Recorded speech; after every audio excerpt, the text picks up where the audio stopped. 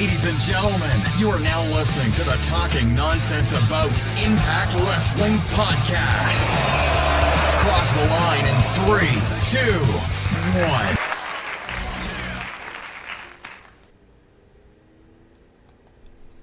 Hello everyone and welcome to episode 68 of the Talking Nonsense About Impact Wrestling podcast. My name is Geoff, and alongside me for this and next week, and then that's it. It's the one, the only, the Caleb with a K to my Chris Sabin. It's Craig, everyone. What's going on, buddy? Yeah, not a lot. Just in the middle of it's just a small storm over here of 18-mile-an-hour winds and minus 3 degrees in weather. So apologies if our power just goes. But what can we do? Let's blame whatever's going on this messed up world with everything right now. Right. Well, as Craig is saying, obviously there's a storm there. Connection is usually wonky to begin with, so we'll see what's going on. Hey, what's going on, Lucha? Checking in there. Oh, from Wrestle K, that's right. What's going on, buddy? We have a lot to talk about. Shout out to Downtown Daddy Brett. Well, thank you to our Twitch users or subscribers, whatever the hell it's called. We're up again on that. We're up to 65. We are growing one by one each week, so I feel like we have 3 more to catch up. So then at like episode 70, we have 70. Well, eventually we'll have 100 when we hit episode 100. But thank you guys for if you're watching us live through here, if you're watching us on YouTube the next day, or listening to us on the audio platform. You guys rock. We're always in the same. We're not, we lose you one week, we get you back. So it's that family atmosphere. We really appreciate it.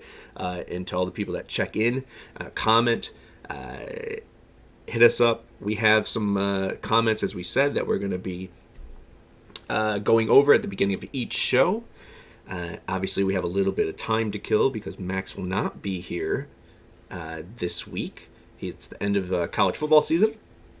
Max is the punter for our local college. No.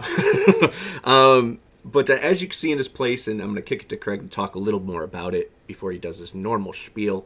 The Talking Bloody Nonsense co-host, Craig, what's going on, buddy? Besides the storm.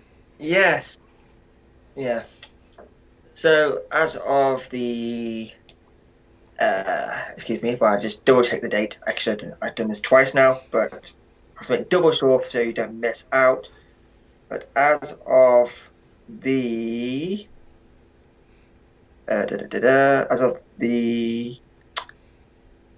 sorry, it's too much to do my Boris Johnson impression there. As of Wednesday, 8th of December, 9 p.m. UK time, Total Bloody Nonsense will make its debut. And I will be joined by the new member of the TNAIW crew, British professional wrestler, Peter Nixon. Hey. He'll be known to all of you as Nixon.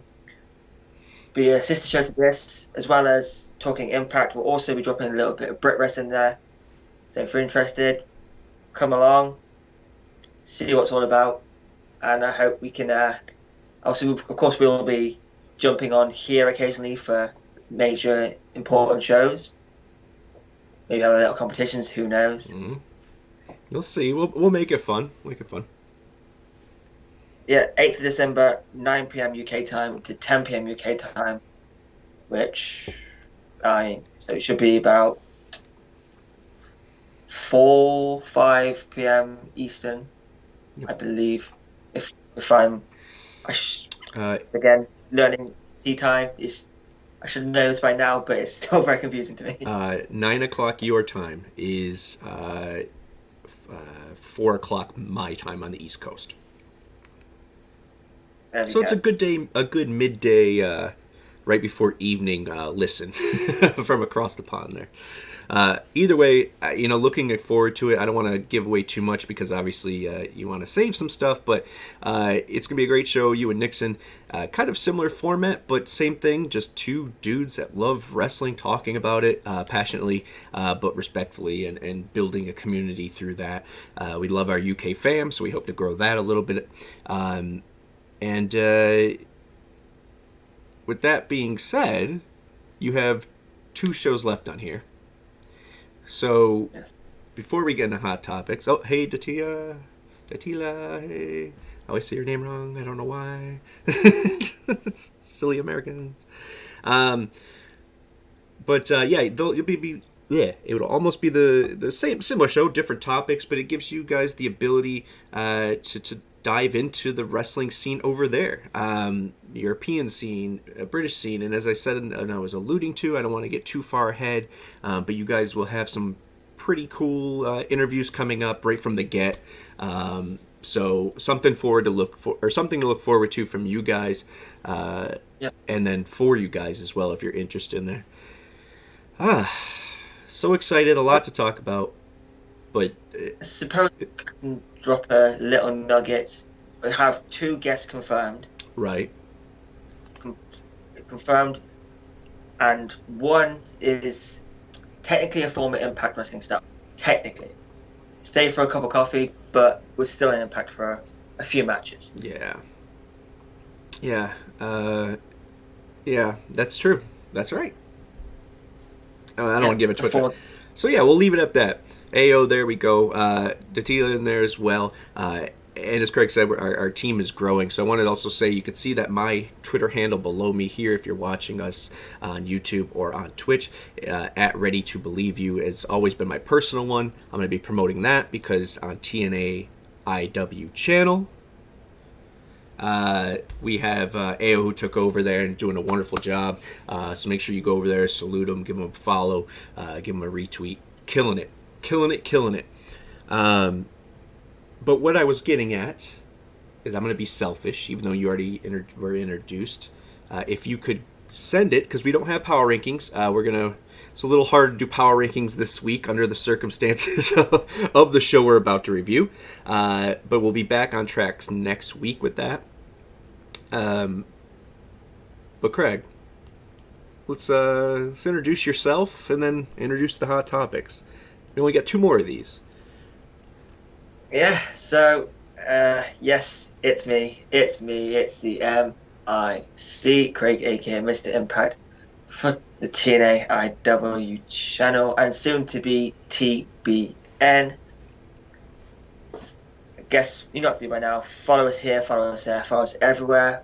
But let's kick off with some hot topics.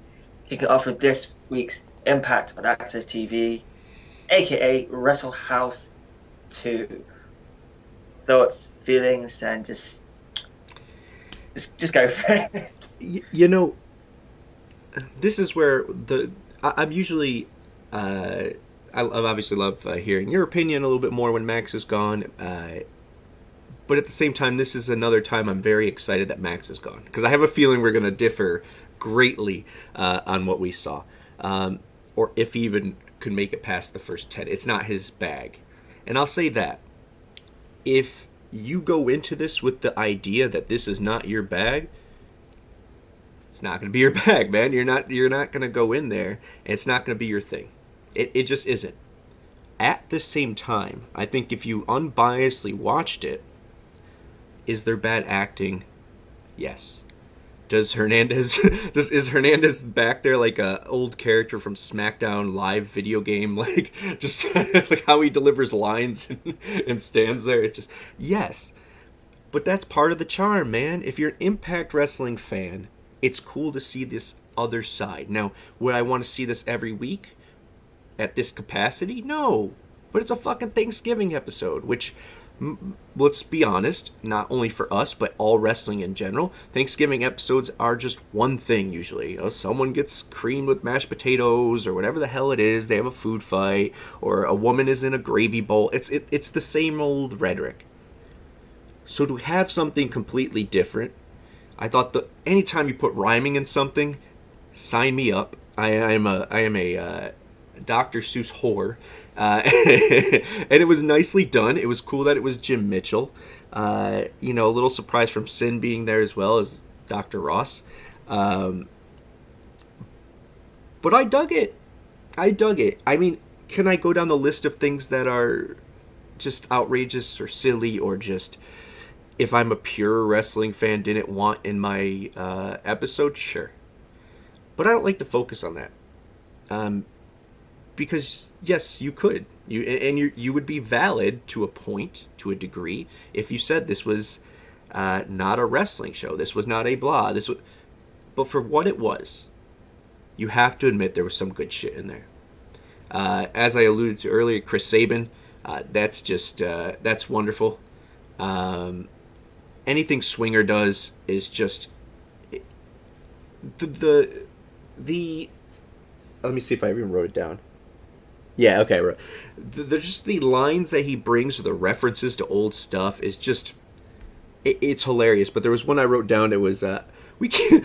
It was when they said they're going to have a match before or in 2021 or whatever it was, and he goes, "We can't wait to 2021. He's going to die." I was like, "Oh my god, it's beautiful, beautiful." Whoever wrote that from beginning to end is really, and maybe it's a collaborative effort in that writer's room, but just we've been saying it. There's just multiple things consistently each week since a certain period, and I can't put my finger on it, but a certain period right before maybe Slammiversary, that just the booking changed a little bit. We have continuity. We have branding. We have set things that tie into each other that have nothing to do with one another. I mean, they're promoting IPWF, which will be live, which is interesting. December 18th. Craig dropped that. I mean, I didn't know it was our plus special. I just thought it was another episode, which I think someone just said in here as well. Was it Steven? It says? Yep, it's not taped. So it's going to be a live IPWF time travel in Kentucky. So that's going to be some fun shit. And it just feels like the booking team is on a different level than they were before. I don't feel like we're getting, obviously Punk versus Omega every week like they're doing other places. But we'll get there with those matches. But the storytelling and entertainment value is there each week. They feed each other. Nothing's, for better or worse, nothing seems repetitive too much. Still throwing shit at the wall. But slow motion Sabin, Swinger in there. An Ingrid sighting as the ghost of Rizat's past. That was great. And I want to say Decay is on a completely different thing. And if they have amazing writing, there's no reason they couldn't do I'm not saying the scale or the budget of, but a Guardians of the Galaxy type of shit. Yes. They have a very Guardians of the Galaxy world, a dark world, like vibe to them. So I really hope they continue to explore with them. They don't make them win or lose and be based on winning and losing in the ring. I don't think they do to the fans either anyways, but they're very talented and creative outside the ring. So, I really dug that. I have to have the word acting poor ? But yeah, no, there was a lot of, the only other thing I wanted to add was there's a lot of Easter eggs that I really dug that you could have got or not got or watch again and go back and see, and you're like, oh shit, they just did a lot of little things that made me happy and enjoy it. And if you're gonna watch it, you're gonna watch it. And if you're the type of personality that goes into it knowing what, David Young, there you go, Goldie reference, Team 3D, some really good gems that were dropped in there. But to wrap that up, if you go with it in an open mind and you're interested in that kind of stuff, or at least going to entertain the idea of being so and doing so, I think we all had probably the same opinion. If you went into it hoping that it wasn't what you thought it was going to be, then unfortunately you were. Yeah, I love it. I love that shit. I know we're gonna get into it more on the next topic, but wrestling is so subjective. It can be whatever you want it to be, Right. and this is the pinnacle of that. It was phenomenal. If you're a purist, yeah, you're not gonna like it. But if, like you said, if you're going into it expecting big matches, big, like, you've got the big names for Yeah. sure, but if you were expecting this to be anything else other than just a fun, then yeah, you're gonna be disappointed. But it's supposed to be fun. That's the whole point. It's supposed to give you a break from the serious side of the wrestling side of stuff. I mean, Chris Sabin, I love that side of Chris Sabin. Like I love Chris Sabin from the beginning, but Thirst Trap Sabin maybe my favorite Sabin of all time. I love that shit.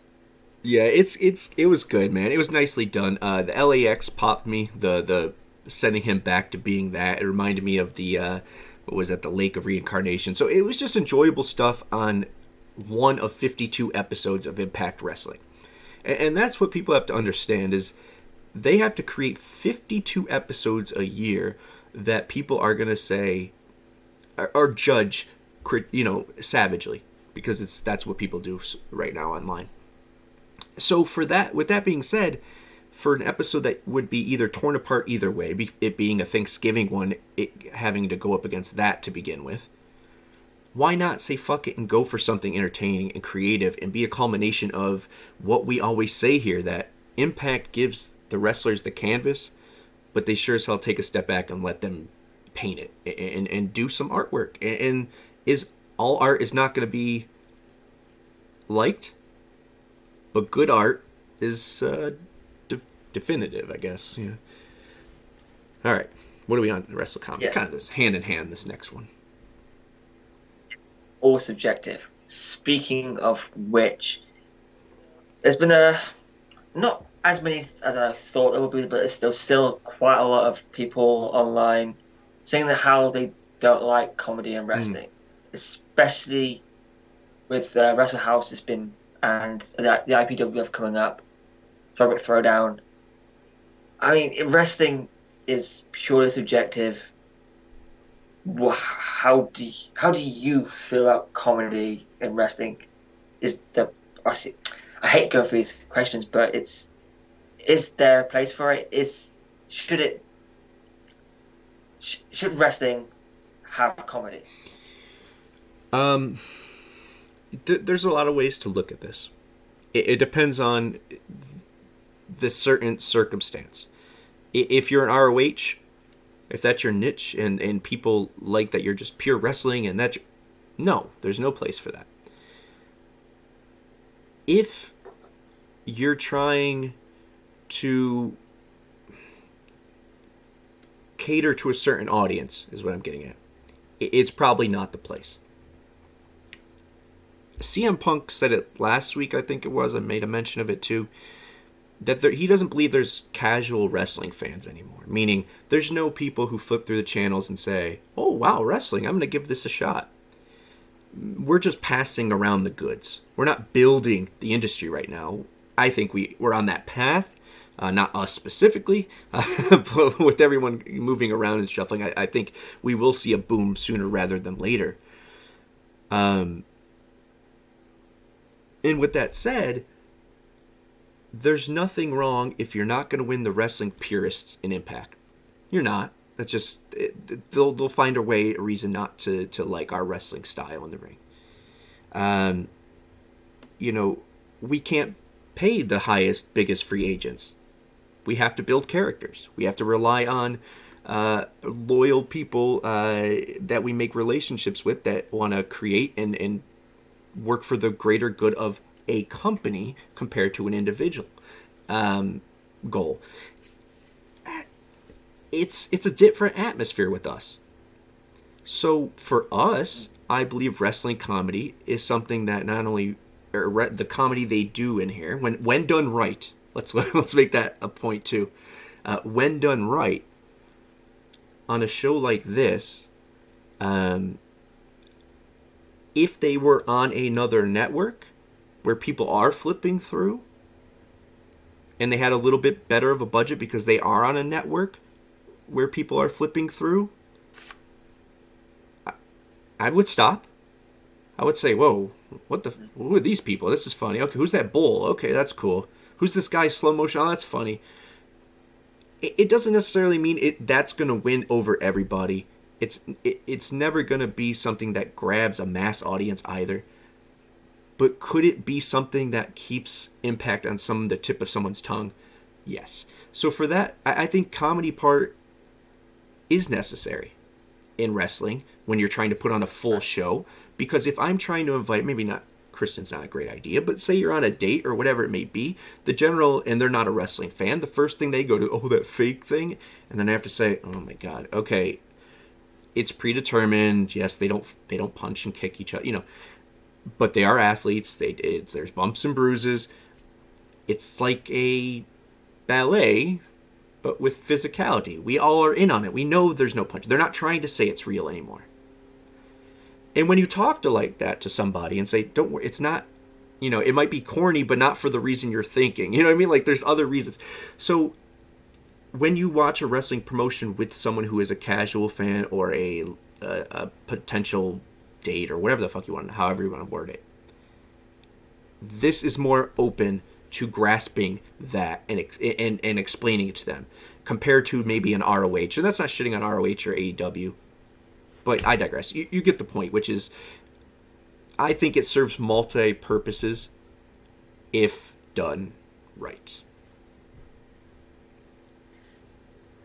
Yeah, you mentioned about how if you talk to a non-wrestling fan about wrestling, they go straight away, oh, it's that fake stuff. Yeah. I mean, last month, like, my third eldest sister, she didn't like wrestling. She just never liked wrestling.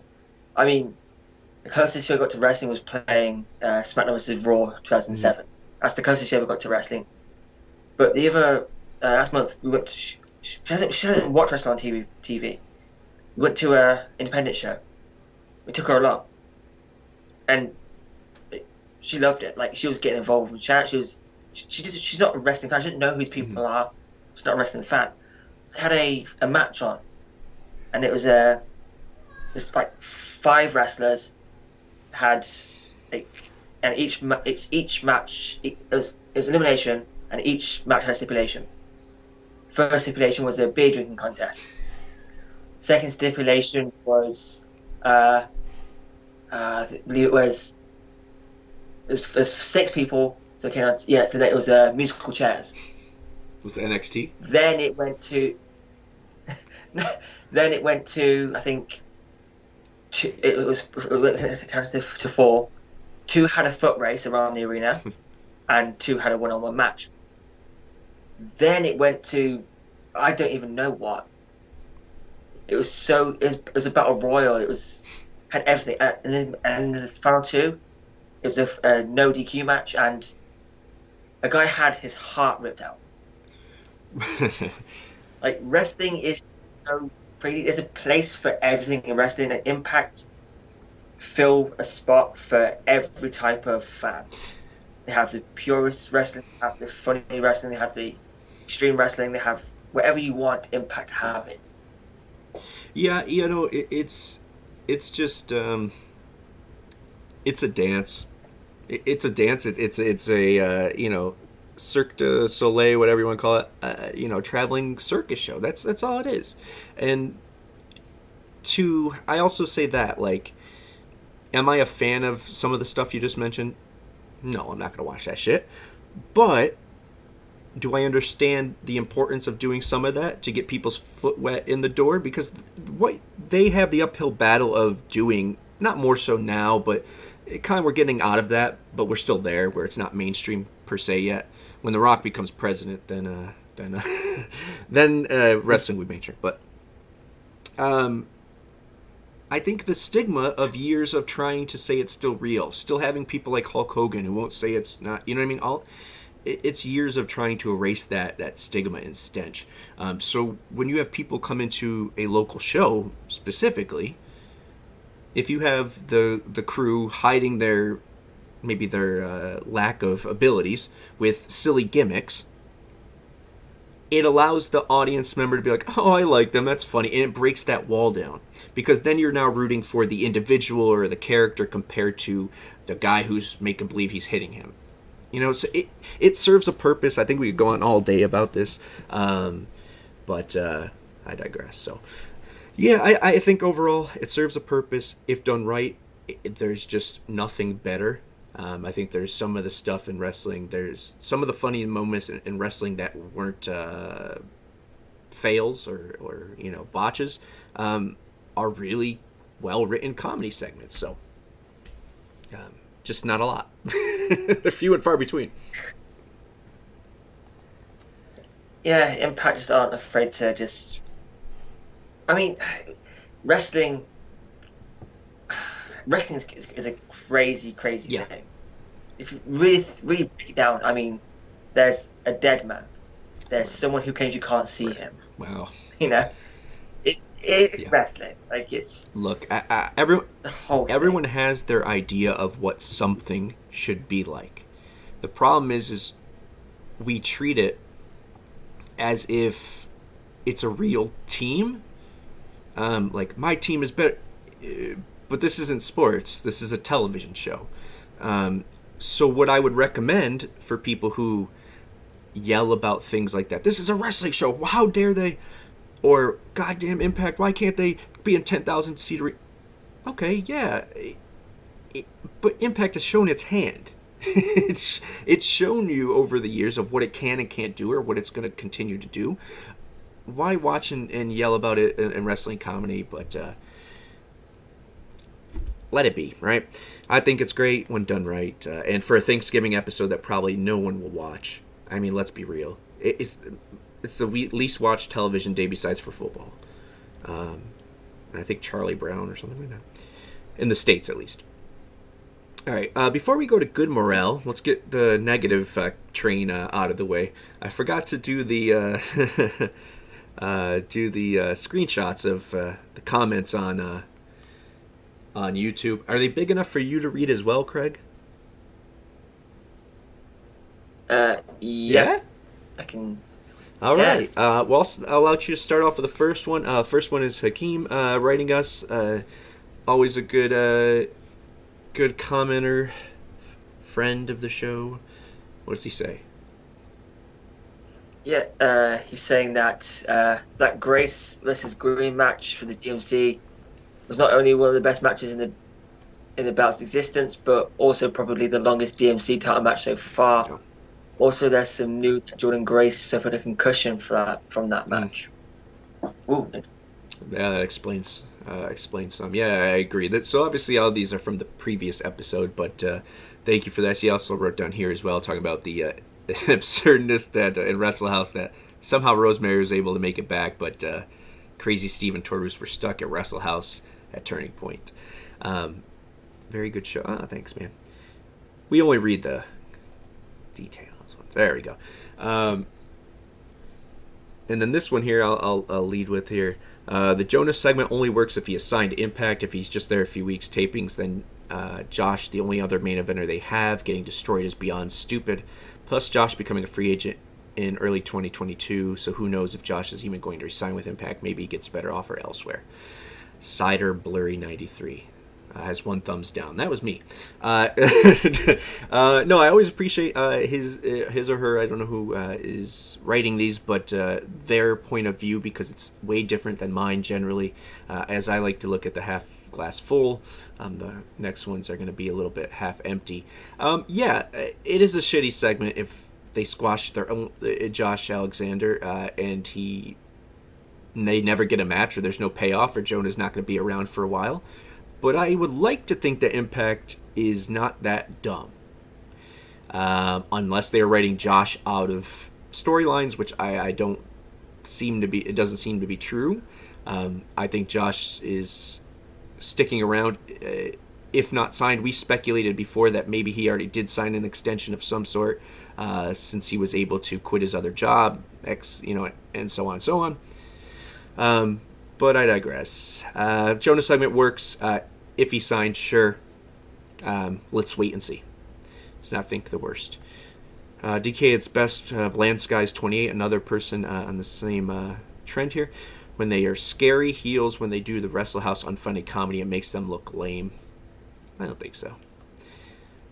Also says, Ace is a decent wrestler, but he's not AJ Styles. AJ could wrestle any style and wrestle any opponent, no matter how big. Ace is not like that. He is good against similar style X Division guys, but looks outmatched when he wrestles anybody that weighs over 200 pounds. I as a day one fan of AJ, I mean, from WCW on, I would imagine that AJ and Ace at the same level, at the same age, are at the same place. AJ, the biggest guy he was wrestling when he first got his title opportunities was Jeff Jarrett, who is a total 1 inch shorter or taller than him and about the same weight. So eventually he wrestled Abyss, and it still worked out. I just think talent transcends weight limits, everything else. He's going to have to put on more muscle, but he will in time. He already looks tenfold better than he used to. I don't know. Yeah. Right. A guy insane. And you look at the Eddie stuff, just amazing. But Either way, thanks guys for writing in. As always, I love commenting back on it. It's all love. Like, this is what we're here to do, is to talk and to see different sides of the proverbial beach ball. All right, let's go on to something positive here. Yeah, so now moving on to number 3. There's been a few reports from different interviews with different talents, or just simply tweets saying how happy these, like for instance, Lady Frost, Mercedes Martinez, and Matt Cardona, all saying how happy they are in Impact, which can only be a good thing. And it's, Matt Cardona just randomly tweeted saying, "I love Impact Wrestling." He doesn't have to do that. If he wants to follow his persona that he's currently pursuing on the Indies, he doesn't have to say that. Lady Frost doesn't have to say this thing she's saying. Mercedes Martinez, she's not signed. She's had a match. She could easily just go back to what she wants to do. But she wants to be with Impact. It's from where Impact was, where TNA finished to where Impact began. Just huge, huge steps. Yeah.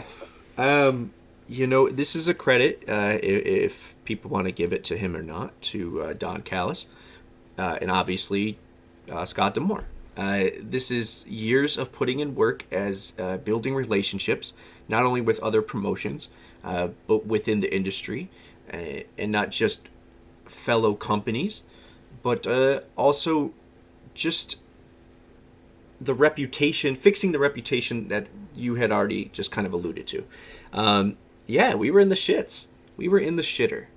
And we're in a place now where there's New Japan wrestlers currently on our television screen every week. There was a time where AEW, the second in the world, had wrestlers on our show every week.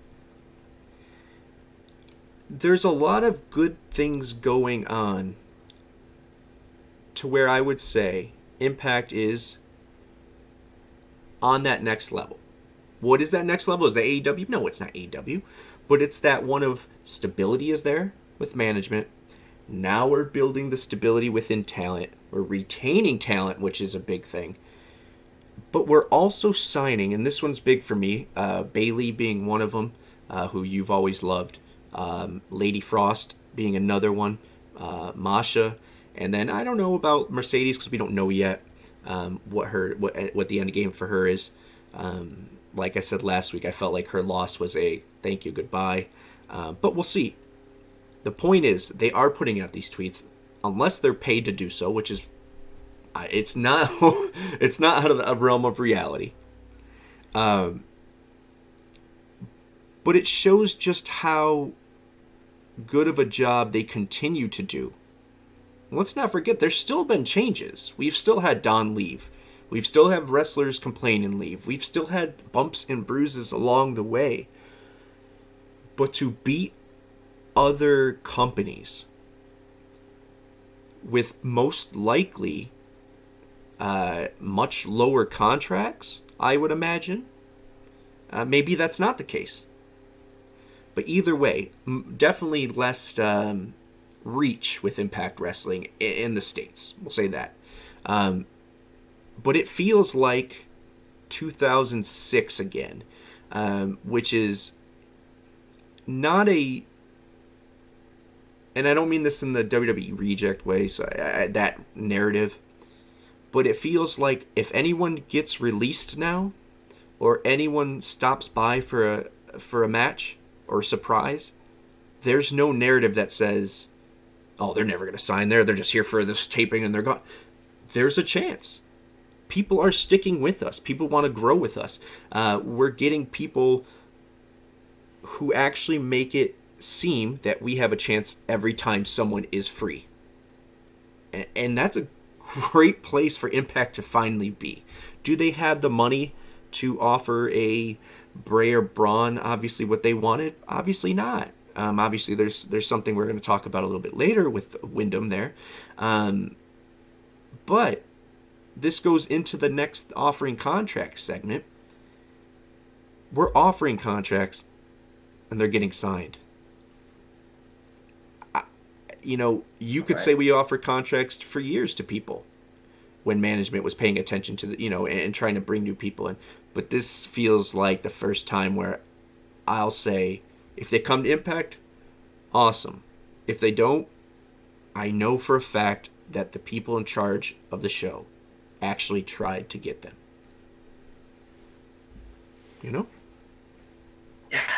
Yeah. It's just like, for instance, let's go to Matt Cardona. When he was released, everyone immediately said he's going to AEW. Cody's there. He's going to go to AEW, and he did show up for I think 2 weeks, I believe, to help against his feud with Cody, to help Cody in his feud. Then they couldn't find anything for him, and they just say bye, thanks for coming, bye. Then he came to Impact. I never in my wildest dreams thought Zack Ryder would be released from WWE and then come to Impact. Yeah, you can say that Ryder didn't really get a fair shake in WWE, which is fair. I mean, he is a former 2-time Intercontinental and United States champion and tag team champion for that. He came into the WWE and was immediately put with Edge, and who was the world champion at the time, and put in a feud with The Undertaker. It clearly had something in mind for him. Maybe obviously didn't come off as it should, but Matt Cardona is in Impact Wrestling right now. No one ever thought that happened. Mercedes Martinez, she's incredible star. Again, someone I was surprised to see get released from NXT, but she did, and she wants to work with Impact. Impact contacted her first, but she now wants to continue working with Impact. It's huge. I mean, New Japan relationships. New Japan, I've said it before so many times, New Japan are trusting Impact with Bullet Club. That's a huge deal. Yeah. I mean, there's a lot of things that wouldn't have happened years ago, let alone, or months ago, let alone years ago. But, I like I said, I think it comes down to relationship building and putting, showing the actions that your mouth has been speaking for years. And I feel like they have. I think they have stability there. I think you have people, talent that like it, in a core locker room group, which was the plan all along, that Elite 8 that they wanted to have, and then build off of it, and they have. There was a time where we were mad as Impact fans that talent would not put at Impact Wrestling in their damn bios.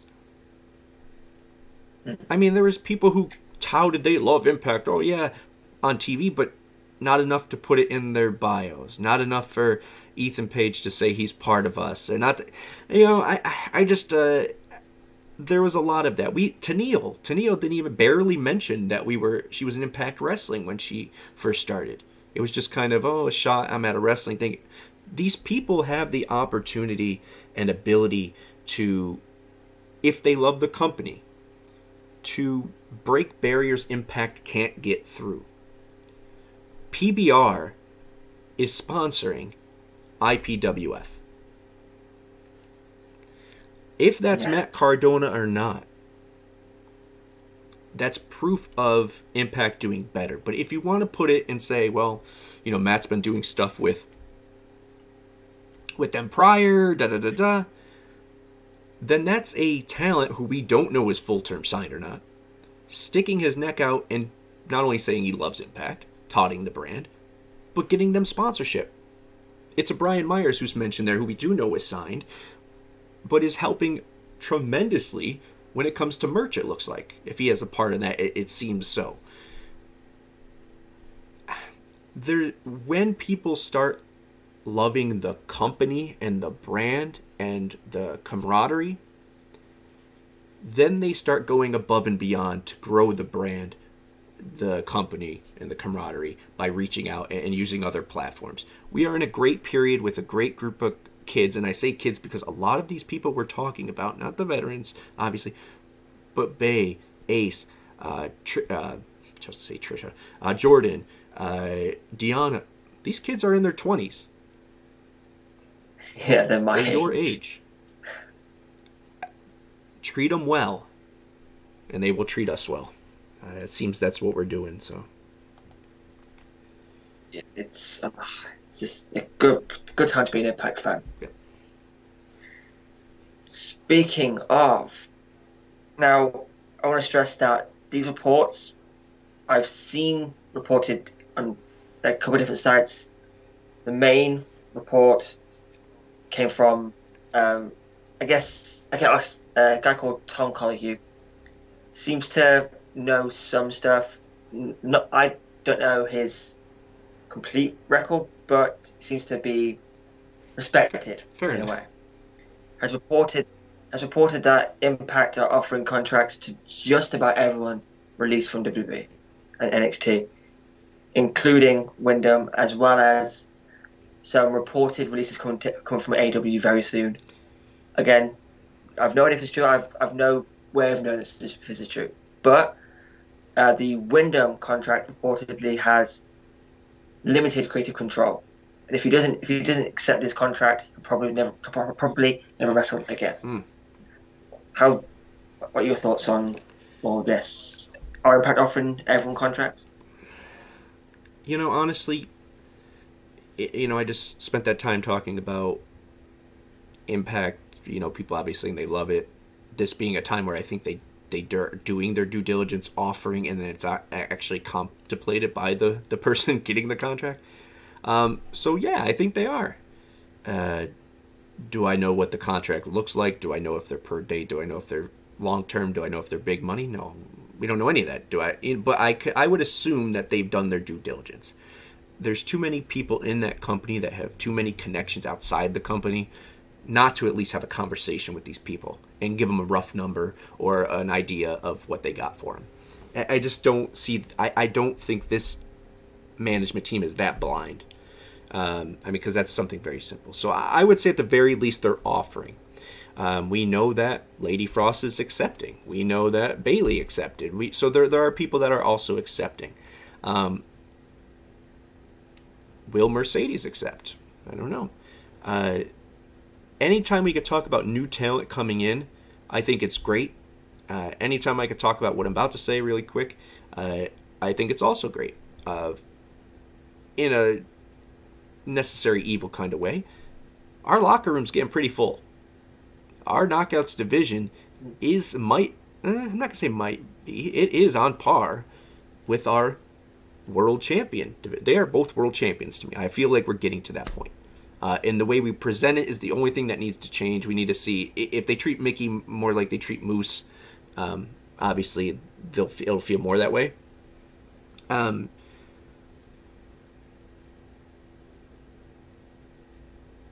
So I hope there's no people losing jobs on the other side of that. So that's what I'm trying to get at. So second show, something of that nature, they have something in mind, cool. But I think with the Wyndham thing, I've been spewing this for a while that I had heard he'd been offered something, or they were in talks. I think it was covered by multiple people before we even talked about it. But I said that I personally think it would be genius if he came in and he was the husband, or he was the father of Sue's undead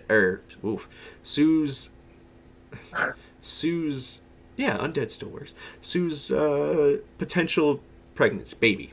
Okay. I thought it'd be a thing. She's taking souls right now. She's not on TV. It added up to be something. But from what you're saying is that his focus is more on movies, and if he does take a contract, it needs to be something that's sporadic. He could work around lighter dates, lighter schedule. To me, that's Impact. Long term, will it be? No. But right now, for the foreseeable future, yeah. So why wouldn't you try it with this guy? Why wouldn't you annoy the hell out of him and say, hey, man, you do your movies. We'll give you limited creative control. And if that's a deterrent, then it's a deterrent. But the way I look at it is if he's even contemplating, even listening to anything Impact has to say, he already trusts what they do with the show, for the most part. He sees what they do. He sees how they could be creative. He knows what they're pitching him. So I don't think that's going to be an issue. I think the issue is the passion for professional wrestling.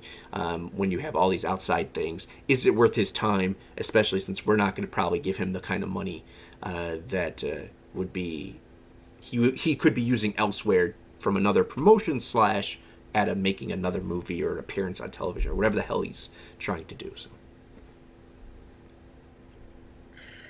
I mean, with Wyndham, I think, like you said, if he wants to, if he still loves wrestling, which he clearly does, yeah, he went through some difficult times, so maybe he's fallen slightly out of love with it. Who knows?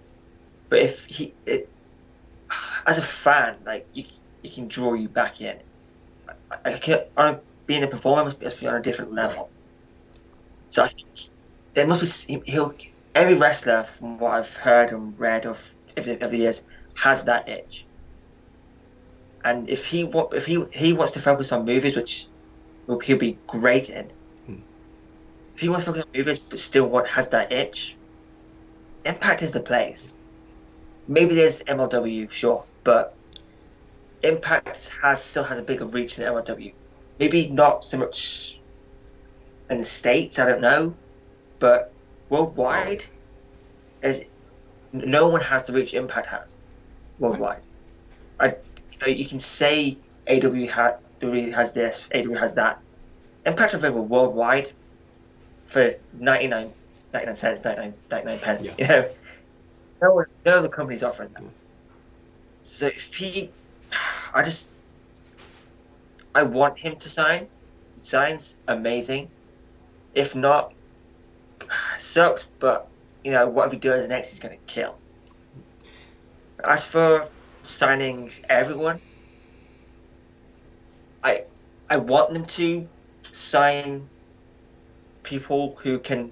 I want them to make investments and also make here and now decisions. Here and now stuff, like wrestlers who are hot right now to bring a bit more buzz to the company. But I don't. In the same breath, I don't want the roster to get too bloated to the point where things have to, like, it gets to a ridiculous stage, like it was in, I don't know, 2012, 2011, that type of stuff. Where you have where the Young Bucks are sitting on the on the sidelines. Yeah. I want Impact to get stars, but not at the expense of the stars they currently have. Same page, same boat, same page. And it's about, not to talk about him as a roster, because as we said prior, this is a television show. This isn't a this isn't really a sports show. So you can have as many as you want. There's no budget. There's no cap besides what you're, whatever. So from the outside perspective, Impact should do anything they can to upgrade those specific roster spots, though. I prefer that we grow through expansion and hopefully have another show, but I think we're in a place now that, of course, we can use top talent. Of course, we can use any talent that wants to be part of it. But at the same time, let's make sure that the person that they're going to take time from on television is actually worth or comparable to where it benefits Impact. So, I know the next one here we have talent backstage, and that was a reference to the tapings. We were going to talk a little bit about that, but I don't know if there's something else we had in mind, or do you want to? It seems like we're talking a lot about signings and talent, which is great, but we got 10 minutes. You only got 2 more shows. I don't know if there's anything to chat about. I mean, obviously, just to give people updates so they don't know, the talent backstage was there's reports that some ROH talent was backstage at the current set of tapings, which it seems to be more like Jonathan Gresham, but maybe not. I don't think he makes an appearance as such, but I don't know. I wasn't there. If you know, cool. Please keep it to yourself until people want to know. But I mean, I just the talent side of stuff. I mean, it's things are getting pretty damn good. Yeah, that's the key. It's at the end of the day, can we worry about wrestling comedy and how it looks to other people? Sure. At the end of the day, can we complain about, it only has 10,000 or 1,000 seater compared to 10? We can. Yeah, we can. But there's so much they're doing right that why I choose to focus on that, because I think you're right. I think it's getting so good right now that I'm excited to see what the next year brings, because we've been saying this, Turning Point and such, Bound for Glory and all that. Vegas was that next step. Can we attract this 500 to 600? I know, or 8, whatever it was. I don't know what it was. At Sam's Town, maybe 6 to 1,000, I think is what it fits, or something like that. I know they were turning people away for Turning Point, which is pretty cool. But either way, that was the next step. A little bigger of a stage. Can we handle the production? Can we handle the travel? Can we make this work? It worked. Success. What's next? Well, the factory in Texas is next, and we'll see what goes. So we have momentum. We have that momentum. Can we continue it, or do we settle? Which, either way, though, that next momentum, wherever it brings us, is farther than we are now. So I'm excited for the ride. I think there's a lot of good stuff that we have no clue that's going on behind the scenes, and I think there's a lot. I think there's a lot that's going to be announced, and that includes who's backstage. I've been saying Gresham. I thought Gresham was 100% the person that was going to face Rich Swann. It was not. It was still a fun match. It was VSK, who you adore and I'm growing to love, but we'll see. Time will tell. And, well, unless you read spoilers, but Hard to Kill is going to be insane. I hope we don't get screwed by some kind of see, there's a rumor. Yeah, that's what we were just talking about. It's interesting with the ROH stuff. It's you got Jay Lethal went to AEW, which I think is a good fit for him, because they're that real balance between pure wrestling and a little personality, and that fits him. But I was just gonna say about Hard to Kill. I mean, there's so much to look forward to. Only announced 2 matches. Things are really looking up, especially the Ultimate X. Yeah. They're doing things already. Now, do I like a match being announced that far ahead of time? Yes and no. I like that they're actually thinking about things long term. They have plans. They're doing, like I said, this is the best string of pay-per-views or specials that felt like there was build to each one. Momentum. But yeah, so they already announced a match with Deonna getting her rematch. Great match regardless of the outcome there. So then they have to announce how we figure out who the number one contender to that belt is now after we're taking all this time away from the Knockouts division. And I mean that by saying there's nothing they're fighting for at the moment. I guess you go for the DMC or something like that. But point being, let's put him in Ultimate X, which I would say if they do this right, what they should do is introduce the people as if, I don't want to use this as a reference because it's obviously whatever, but a tournament, so I'm going to use the Mae Young Classic or whatever it's called. The Mae Young Classic? Yeah, I always get them mixed up, Moolah and May. So Mae Young Classic. Do a little video package. Reintroduce Masha. Reintroduce Frost. Reintroduce Mercedes. And you don't have to have a whole knockout special. Knockdown special, but have these matches leading up to Ultimate X. It reintroduced these people. Because what I hope this does, the ultimate goal, is that, and we've been talking about this for weeks, is the person that should beat Mickie James is someone who's up and coming. Someone who can then say, I beat Mickie James. Because it does nothing for Deonna to lose to Mickie James. If Deonna wins it back, what the fuck's the point? Teaches her a lesson to be more focused? No. Could you say that this is okay, Mickie James loses, boom, we turn the tables, and now it's Deonna versus the newcomers? Sure, but we've seen that. We've seen Deonna as champion. We've seen her build her opponents, and then they lose. I think this is something good for Deonna to split off and go crazy once she loses again to Mickie, since that chapter's closed and they move on. So, either way, I mean, the only thing I'm sour on right now, and I hope they build. I hope they build on is the tag division. I need to see what they do from the tapings for the tag division. Yeah, it's the Knockouts division.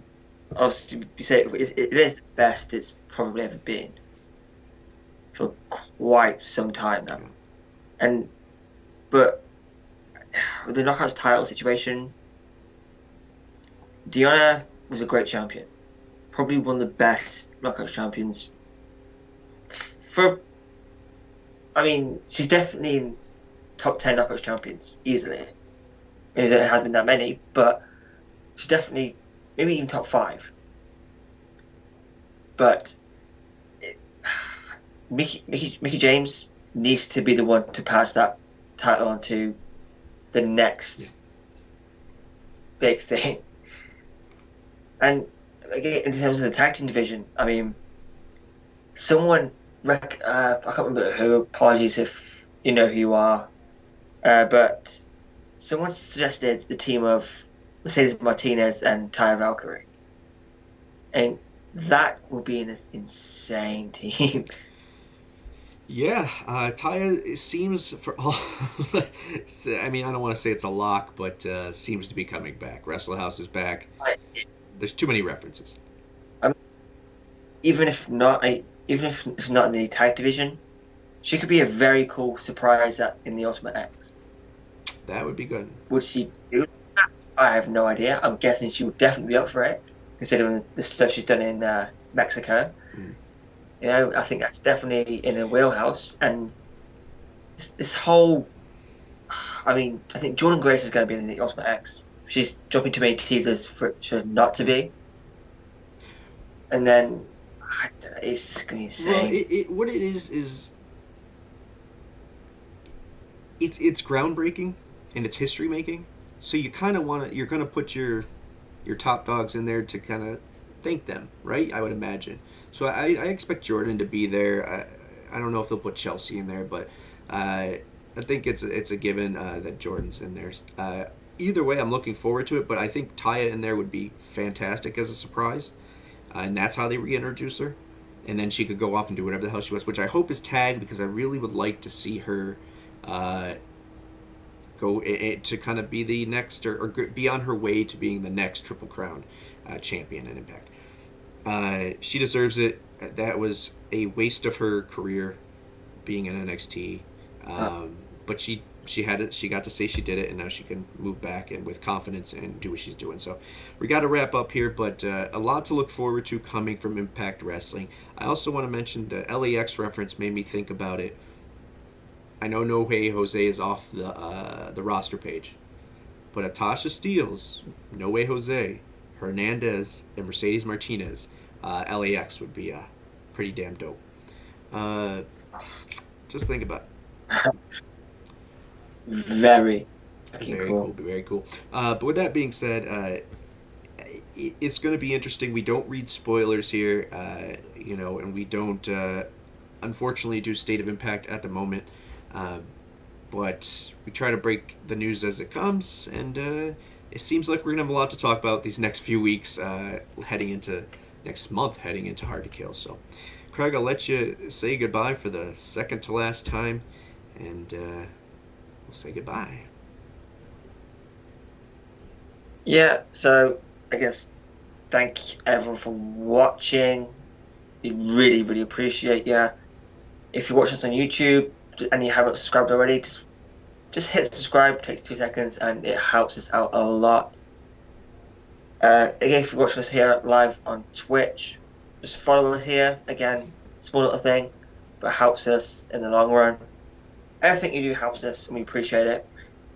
I guess we should see you all next time for some more nonsense live. Goodbye, my friends. Goodbye, everybody. Goodbye.